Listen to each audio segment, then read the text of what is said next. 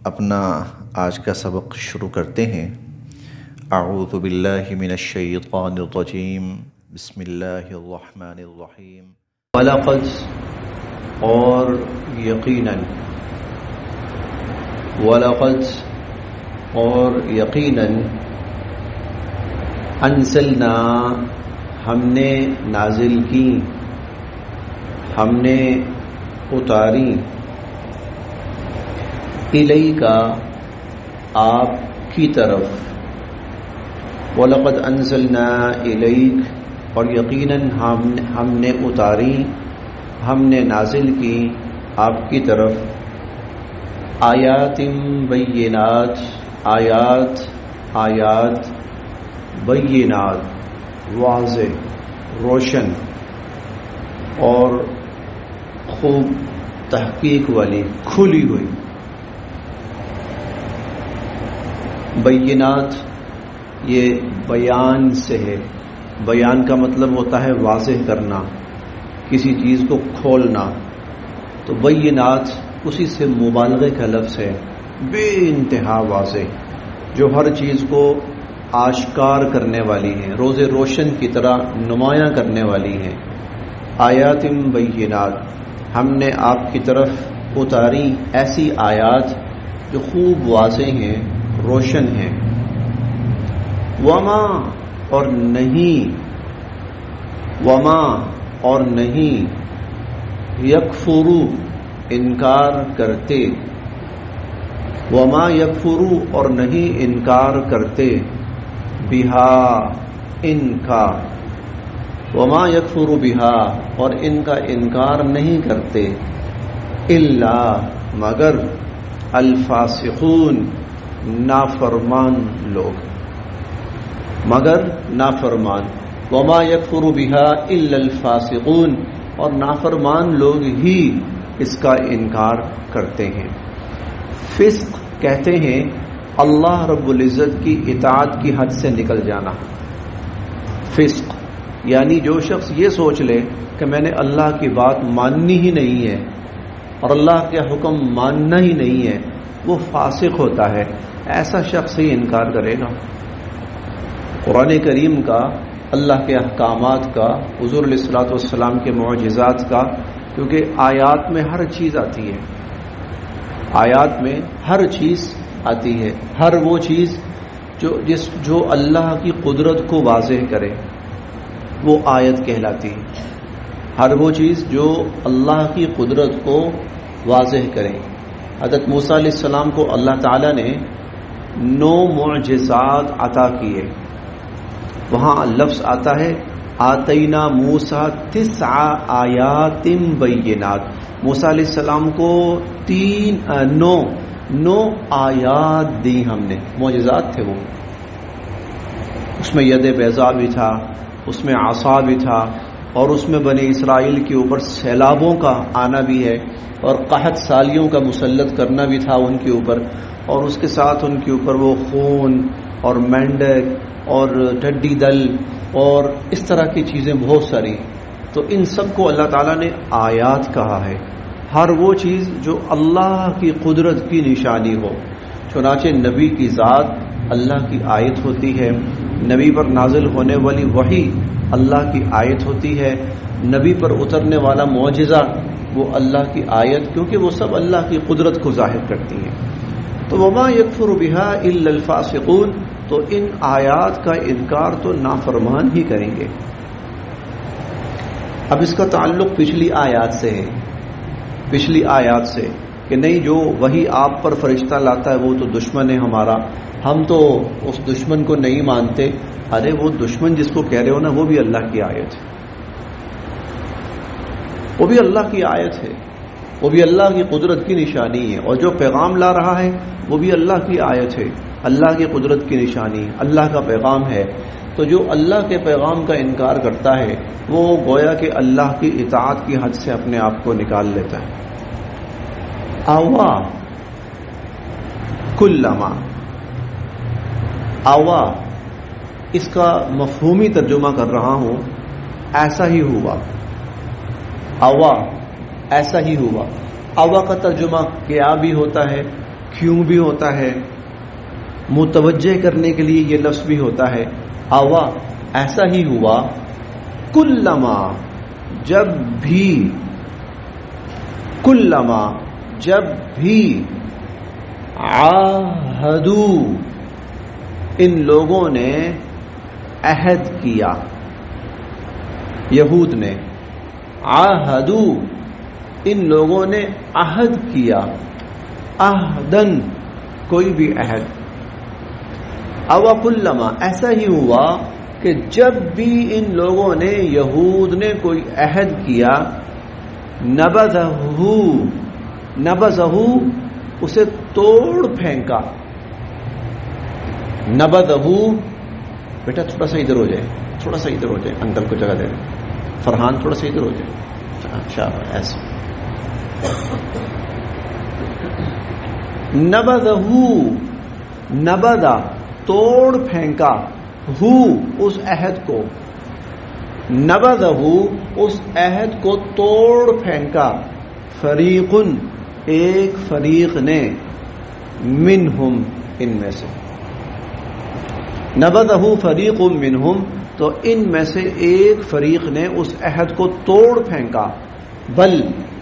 بلکہ اکثرو اکثریت, ہم ان کی, بل اکثرہم بلکہ ان کی اکثریت, لا یؤمنون وہ ماننے والے ہیں ہی نہیں, بلکہ ان کی اکثریت وہ ماننے والے ہیں ہی نہیں ہیں.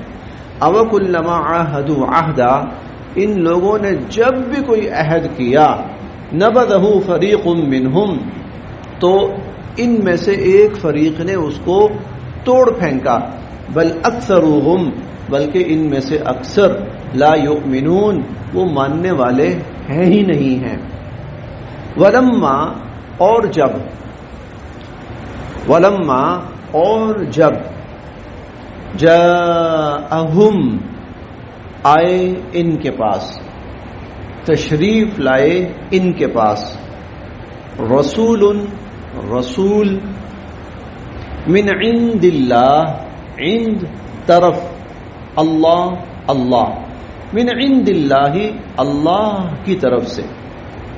ولما اور جب, جاءہم آئے ان کے پاس, رسول ایک رسول, من عند اللہ اللہ کی طرف سے, مصدق تصدیق کرنے والے, مصدق تصدیق کرنے والے, لما اس کی جو, معہم ان کے پاس ہے, اور جو کتاب ان کے پاس ہے تورات بھی انجیل بھی, اس کی تصدیق کرنے والے. نبذہ پھینک دیا, فریقن ایک فریق نے, ایک جماعت نے, ایک گروہ نے, من الذین ان لوگوں میں سے, من سے الذین وہ لوگ, من الذین ان لوگوں میں سے, اوتو جن کو دی گئی, الکتاب کتاب, جن کو کتاب دی گئی انہوں نے پھینک ڈالا, پھینک دیا, کس کو, کتاب اللہ اللہ کی کتاب کو, انہوں نے پھینک دیا اللہ کی کتاب کو, وراء پیچھے, وراء پیچھے, ظہور ظہر کی جمع ہے, ظہر پشت کو کہتے ہیں, پشت کمر, ظہور پشتیں, پشتوں پشتیں, ہم اپنی, وراء ظہورہم اپنی پشتوں کے پیچھے. نبذ فریق من الذین اوتوا الکتاب کتاب اللہ تو جن کو کتاب دی گئی انہوں نے اللہ کی کتاب کو پھینک دیا, وراء ظہورہم اپنی پشتوں کے پیچھے. اس کو ہماری اردو زبان میں کہا جاتا ہے پس پشت ڈال دینا, پس پشت پشت کے پیچھے ڈال دینا, اور اس سے مراد ہوتا ہے کسی چیز کو بالکل اگنور کر دینا, نظر انداز کر دینا. بالکل اس کی فکر، توجہ، پرواہ بالکل چھوڑ دینا، اس کو پس پش ڈال دینا، نظر انداز کر دینا. تو جن لوگوں کو کتاب دی گئی انہوں نے اللہ کی کتاب کو پس پش ڈال دیا، نظر انداز کر دیا. ہمارا اس کتاب سے لینا دینا ہی کوئی نہیں ہے، ہمیں اس سے کوئی سننا، پوچھنا، سمجھنا ہے ہی نہیں ہے. اس کی تعلیمات، اس کے احکامات، اس کے فرامین وہ ہمارے لیے کسی کام کے ہی نہیں. یہ ان کا طرز عمل تھا. کتاب اللہ وراء ظہورہم، ان میں سے ایک فریق نے اللہ کی کتاب کو پس پش ڈال دیا. کأنہم، ایسے کہ جیسے، کأنہم ایسے کہ جیسے، لا یعلمون، وہ اس کتاب کو جانتے ہی نہیں. کأنہم لا یعلمون، ایسے کہ جیسے یہ اس کتاب کو جانتے ہی نہیں. یہود کا ایک اور چہرہ سامنے آیا. یہ قرآن کریم پر کیا ایمان لائیں گے اور یہ حضور علیہ الصلوۃ والسلام پر کیا ایمان لائیں گے؟ یہ تو وہ بدبخت تھے کہ جو کتاب براہ راست باقاعدہ ان کی طرف اتاری گئی، اور ایک دفعہ نہیں کئی دفعہ اتاری گئی. ایک دفعہ نہیں، تورات کا نزول بہت دفعہ ہوا ہے. حضرت موسیٰ علیہ السلام پر اولاً ہوا، کوہ طور پہ تشریف لے گئے اور اللہ تعالیٰ نے تورات عطا فرمائی. پھر بڑے عرصے بعد، حضرت موسیٰ علیہ السلام کے بہت عرصے بعد دشمن غالب آیا. ایسا غالب آیا کہ اس نے ان کا نام و نشان مٹا ڈالا، ان کی تورات کے نسخے جلا دیے، ختم کر دیے اور ناپید ہو گئی، دنیا سے اس کا وجود ختم ہو گیا. اللہ رب العزت نے حضرت دانیال علیہ السلام پر، حضرت عزیر علیہ السلام پر، حضرت عزیر علیہ السلام پر دوبارہ کتاب اتاری. تورات دوبارہ ان پر اتاری گئی اور پھر سے ان لوگوں کو تورات کی تعلیم دی گئی، پھر سے تورات ان کے پاس آئی. لیکن پھر کچھ عرصے کے بعد کیا ہوتا تھا، وہ اس کتاب سے ایسے لاپرواہ ہو جاتے تھے، ایسے اگنور کر دیتے تھے کہ جیسے ان کو پتہ ہی نہیں کہ یہ کتاب بھی ہے کوئی دنیا میں یا ہمارے لیے ہے. تو یہ قرآن پر کیا ایمان لائیں گے؟ ان کا تو اپنی کتاب کے ساتھ یہ طرز عمل رہا.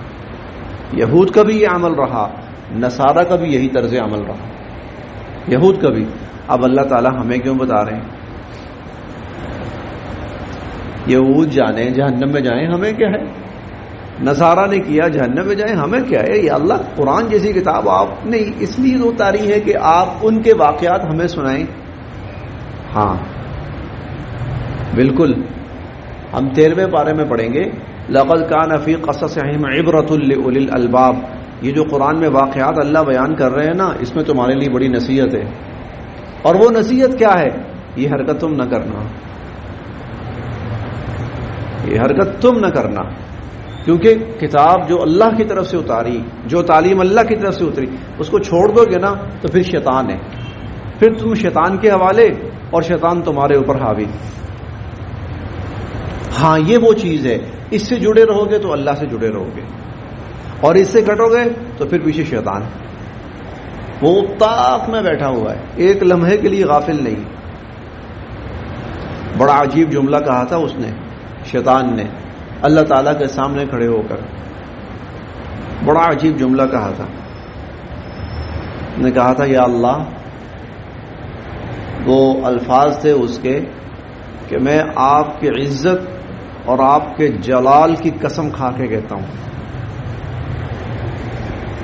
بڑے عجیب الفاظ تھے شیطان کے اللہ تعالیٰ کے سامنے. اس نے، یا اللہ، میں آپ کی عزت اور آپ کے جلال کی قسم کھا کے کہتا ہوں. اللہ کے سامنے کھڑے ہو کر کوئی اس طرح بات کرے اس نے کی، اور اللہ کی عزت کی قسم کھائی اور اللہ کے جلال کی قسم کھائی. کہا جب تک اس انسان کے اندر روح موجود رہے گی نا، میں اس کو ہر وقت بہکاتا رہوں گا اور گمراہ کرتا رہوں گا. چھوٹی بات نہیں تھی، معمولی چیز نہیں تھی. اور وہ پھر لگ گیا اپنے کام پہ. شیطان نہیں غافل ہوتا اپنے کام سے. جو اس نے ڈیوٹی اپنے ذمے لی ہے نا، وہ اس سے کبھی ایک لمحے کے لیے بھی پیچھے نہیں ہٹتا. اور اس نے اپنی فوجوں کی فوجیں تیار کی ہوئی ہیں ہر انسان کے ساتھ. بس اتنا سا یہ آنکھ اس کی جھپکے یا بھٹکے، اس کو تباہ کر دو، اس کو نہ چھوڑو. اور خاص طور پر جب یہ مرنے لگا ہو اس وقت تو کوشش کرو کہ اس کو گمراہ کر کے دنیا سے بھیجو. اسے دنیا سے گمراہ کر کے بھیجو۔ تو اگر ہم اللہ کی کتاب سے ذرا آنکھیں موڑیں اور ذرا غفلت کے مرتکب ہوں تو پھر شیطان تو بیٹھا ہے، تیار ہے بالکل وہ جھپٹنے کے لیے ہم پر اور ہمیں گمراہ کرنے کے لیے، اور اس نے اس پر اللہ کی عزت اور جلال کی قسمیں کھائی ہیں، اللہ کی عزت اور اللہ کے جلال کی اس پر اس نے قسمیں کھائی ہیں۔ تو اللہ نے یہ کتاب پچھلی تاریخ بیان کی کہ دیکھو یہ حرکتیں ان لوگوں نے کی اور پھر دیکھو ان کا انجام۔ ہاں آج تھوڑا سا نا وقتی طور پر تھوڑا سا ہمیں ان کا عروج نظر آ رہا ہے، تھوڑا سا، یہ اصل میں ان کا عروج نہیں ہے، ان کا عروج نہیں ہے، ہمارا زوال، ہمارے زوال نے ان کو خود بخود عروج دے دیا ہے۔ تھوڑا سا ان کو جو عروج نظر آ رہا ہے ہمارے زوال نے ان کو تھوڑا سا عروج دے دیا، اور جس دن ایمان والوں کو عروج ملے گا، جس دن بھی ملے گا، ان کا زوال ہی زوال ہے، کیونکہ جاء الحق وزحق الباطل، حق کے آنے کی دیر ہے، باطل نے بھاگنا ہی بھاگنا ہے، حق کے آنے کی دیر ہے، باطل نے بھاگنا ہی بھاگنا ہے۔ اور اس کی میں آپ کو بڑی واضح مثال دیتا ہوں۔ حضور علیہ الصلوۃ والسلام تشریف لائے تو دنیا میں باطل ہے، حق تقریباً ناپید ہو چکا ہے۔ آپ تشریف لائے، دنیا میں ایک جماعت تیار فرمائی، مدینہ منورہ تشریف لے گئے اور پھر اس جماعت کو مضبوط کیا، اور جب آپ دنیا سے گئے تو یہ جماعت اپنے پاؤں پہ کھڑی ہو چکی ہے۔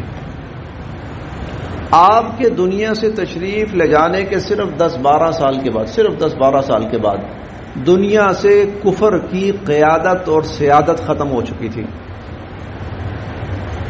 کفر کی لیڈرشپ جو تھی نا، کہ دنیا کے فیصلے کفر کرتا تھا اور کفریہ قوتیں دنیا کے فیصلے کرتی تھی، صرف 10-12 سال، زیادہ نہیں۔ 76 سال سے ہم تو جوتیاں کھا رہے ہیں نا، صرف 10-12 سال میں حضور علیہ الصلوۃ والسلام کی تیار کردہ جماعت آپ کی قائم کی، کیونکہ حق آ گیا ہے۔ اب یہ حق جس طرف بھی جاتا ہے نا تو باطل بھاگتا ہے، اب یہ حق خشکی میں چلتا ہے نا تو باطل خشکی سے بھاگتا ہے، اب یہ حق تری میں چلتا ہے نا تو باطل تری سے بھاگتا ہے۔ پھر نہ جنگلات میں باطل رک پایا، نہ شہروں میں، نہ دیہاتوں میں، نہ صحراؤں میں، نہ فضاؤں میں، باطل بھاگا ہے، ہر جگہ سے بھاگا ہے، جہاں حق گیا ہے باطل بھاگا ہے، جہاں حق گیا ہے باطل بھاگا ہے۔ اب جب حق رک گیا ہے تو باطل آ گئے، حق رک گیا ہے، جس دن یہ حق دوبارہ آنا ہے اس دن باطل نے بھاگنا ہے، تو اس حق پہ آنا ہے۔ اللہ پوری امت کو اس حق پر لے آئے۔ تو دیکھو وہ لوگ اپنی کتابوں سے غافل ہوئے تو ان پر اللہ کی لعنت برسی اور وہ اس حق سے محروم کر دیے گئے، وہ اس حق سے محروم کر دیے گئے۔